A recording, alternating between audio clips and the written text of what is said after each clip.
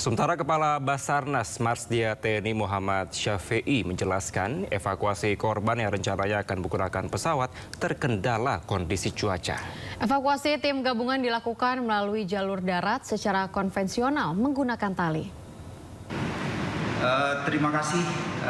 Seperti yang saya sampaikan tadi malam, Mbak, saya rencana bahwa tadi malam tim SAR terdiri dari 7 rescuer, 4 orang sudah bergabung dengan korban dan 3 personel rescuer ada di Angkor yang ada di Angkor 2. Pagi-pagi pada saat cuaca sudah memungkinkan, kegiatan evakuasi sudah dilaksanakan. Bersamaan dengan itu pada pukul 07.00 pagi juga pesawat yang sudah kita standby-kan di Bandara Zam juga melaksanakan penerbangan di atas lokasi, dan ternyata memang karena kondisi cuaca sehingga tidak memungkinkan hari ini kita laksanakan evakuasi dengan menggunakan pesawat, sehingga diputuskan bahwa untuk evakuasi korban dilaksanakan dengan tali, dengan lifting. Itu yang dilaksanakan, dan saya akan sampaikan bahwa mulai dari jam 6 pagi sebenarnya korban sudah mulai dilaksanakan evakuasi. Jarak antara titik yang di atas dengan yang di bawah dengan jarak 600 meter itu sebenarnya terdiri dari beberapa angkor, artinya titik tambatan, sehingga memakan waktu yang memang agak cukup lama. Dan saat ini informasi dari SMC atau Submission Commander yang ada di lapangan disampaikan bahwa korban alhamdulillah sudah berada di punggung dari LKP. Mungkin sementara itu yang bisa saya sampaikan. Iya, jadi unsur-unsur yang terlibat dalam SAR ini yang kemarin saya sampaikan merupakan gabungan. Jadi tidak hanya dari Basarnas, tapi Basarnas dibantu dengan seluruh potensi yang ada di wilayah, baik itu tim SAR yang ada di Taman Nasional Gunung Rinjani itu sendiri, begitu juga dengan teman-teman termasuk dari kepolisian juga sudah tergabung bersama-sama. Begitu juga sarana atau ALU Sista yang juga dikerahkan, juga ada beberapa pesawat yang sudah standby, ada 2 pesawat dari Basarnas itu sendiri dan juga dari PT Aman Mineral. Itu yang di standby-kan, namun karena memang kondisi cuaca sehingga penggunaan pesawat memang tidak efektif, dan itu akan kita siagakan untuk melaksanakan evakuasi medis udara, dan mudah-mudahan saat ini sedang dalam perjalanan menuju pos Sembalun, dan nantinya akan kita arahkan ke Rumah Sakit Polri. Jadi memang tanggung jawab saya pada saat laporan itu disampaikan terjadi kondisi membahayakan manusia, disitulah kita melakukan tindakan. Kemudian nanti mungkin sifatnya akan dilaksanakan serah terima dari Badan SAR Nasional kepada rumah sakit, dan mungkin tidak lanjut dari kondisi korban maupun proses kepulangan mungkin akan diatur berikutnya, Pak. Sementara Menteri Pariwisata RI Widianti Putri Wardana membuka suara terkait insiden jatuhnya pendaki asal Brazil Juliana Marins di Gunung Rinjani, Lombok, NTB. Kemenpar menegaskan keselamatan wisatawan adalah prioritas utama dan berharap zero accident di seluruh destinasi wisata. Pertama-tama kami menyampaikan rasa empati kepada keluarga korban atas musibah yang menimpa wisatawan asal Brazil saat melakukan pendakian di Gunung Rinjani. Kami juga menyampaikan terima kasih atas respon cepat dan koordinasi dari semua pihak, terutama Balai Taman Nasional Gunung Rinjani dan Basarnas, yang telah berupaya maksimal dalam proses evakuasi Miss Juliana Marins.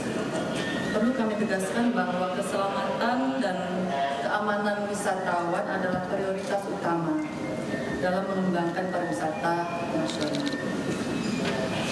Kami telah meminta seluruh instansi terkait untuk memperkuat standar operasional prosedur serta meningkatkan pengawasan terhadap kegiatan wisata berisiko tinggi, khususnya di destinasi ekstrim seperti Gunung Rinjani.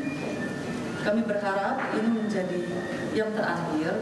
Kami menargetkan zero accident di seluruh destinasi wisata Indonesia. Satu kejadian saja dapat berdampak besar terhadap citra pariwisata kita di mata. Sementara itu, Istana melalui Wamensesnek menegaskan terus memantau evakuasi pendaki asal Brazil yang jatuh di Gunung Rinjani. Istana juga memastikan setiap laporan yang masuk melalui media sosial akan ditindaklanjuti. Nanti kita akan update ya perkembangannya mengenai apa langkah-langkah yang akan kita ambil untuk membantu. Sebetulnya bukan hanya kasus ini yang di Rinjani ya, tapi banyak kasus yang sampai ke Presiden yang oleh tim Bapak Presiden sedang diadvokasi. Ya semua sebetulnya baik di medsosnya Presiden maupun medsosnya siapa saja atau melalui jalur apa saja yang masuk ke Presiden akan diperiksa, akan diteliti, akan diverifikasi dan sebisa mungkin akan diberikan bantuan. Juliana Merins, pendaki asal Brazil yang tewas jatuh di Gunung Rinjani berusia 26 tahun dan lahir di kota Rio de Janeiro. Namun ia menetap di kota Niterói yang masuk wilayah metropolitan Rio de Janeiro. Juliana bekerja di sektor kehumasan sebagai publisis. Juliana juga merupakan lulusan periklanan dari publisitas dari Universitas Federal Rio de Janeiro. Juliana juga seorang penjelajah dan petualang. Ia telah melakukan perjalanan ransel atau backpacker keliling Asia sejak Februari 2025. Negara yang pernah dikunjungi Juliana diantaranya adalah Filipina, Vietnam, dan Thailand sebelum tiba di Indonesia.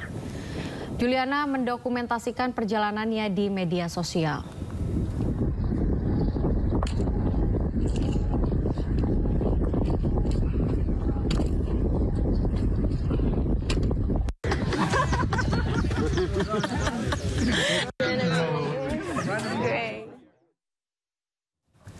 Pasca meninggalnya Juliana Merins yang jatuh dari tebing Gunung Rinjani, netizen Brazil ramai-ramai bersuara. Mayoritas mereka mengungkapkan kecewa dengan kinerja tim SAR Indonesia.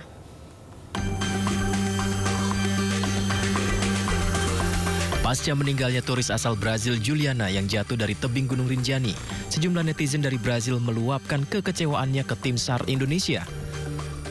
Mereka menyesalkan tim SAR Indonesia yang lalai dan tidak memberikan makan dan minum saat korban jatuh.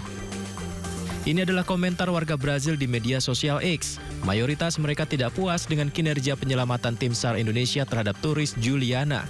Mereka menyoroti pemerintah mengabaikan prioritas penyelamatan dan membiarkan korban tak berdaya tanpa diberi bantuan air dan makanan.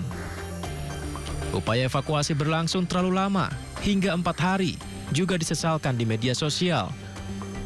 Warga Brazil mengkritik upaya penyelamatan tidak efektif, padahal melalui drone terlihat korban sempat selamat.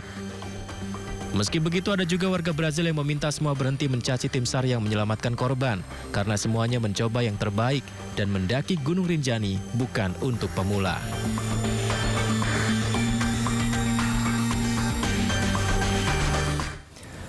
Sementara itu, lansia yang hilang di Gunung Salak, Taman Sari, Kabupaten Bogor, Jawa Barat ditemukan meninggal dunia. Jasad korban ditemukan di tepian jurang setinggi 120 meter.